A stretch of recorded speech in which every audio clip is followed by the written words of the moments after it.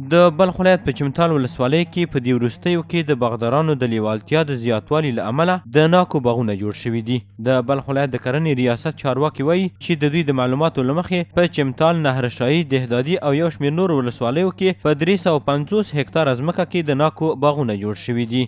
ناک در ولایت بلخ در این سالا بسیار زیاد شده. سعی تحت بعضش تقریبا 350 هکتار زمین ما در ولسوالیای دهدادی و نهرشاهی و چمتال و چاربولک و شولگره به این ساعت پیش شده و امسال خوشبختانه که دیاقه نزد حاصلات ناک بسیار خوشبین هستند.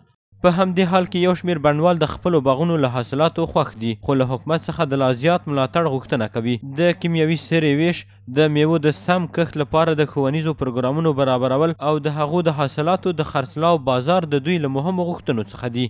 اگر مؤسسات از طریق ریاست محترم زراعت ولایت بلخ اینا تشویق شوند و اینا همکار شوند در قسمت کسایی که اینا علاقه دارند در ایجاد باغات، ما دیگه هم از مؤسسات که در افغانستان خصوصا در ولایت مزار شریف اینا فعال هستند، ما از اونا متوقع هستیم که در این قسمت ما را همکاری بکنیم. یک تعداد از دیگر نیالا که زحمتش مولتر روز یافتر است، دیگه باز حاصلش هم خوبتر است. یک میوه بسیار خوبیش است، ایره کلی خوش داره، در بازار هم خوش داره، در اطراف شهر کلی خریش میکنه و میبره.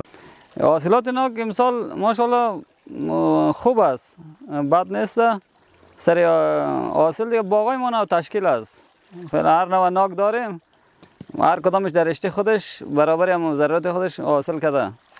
فعلا یک تعداد از ناکای مرزایی و ترکی ما را برداشت کردیم. 6 قطار ناک ما و 1 تن ناک سر حاصل شده. د بلخ ولایت د کرنې ریاست مسؤلین وایي هڅه کوي چې د هیواد میوو ته په ازبکستان، تاجکستان او د سیمې نورو هیوادونو کې بازار پیدا کړي.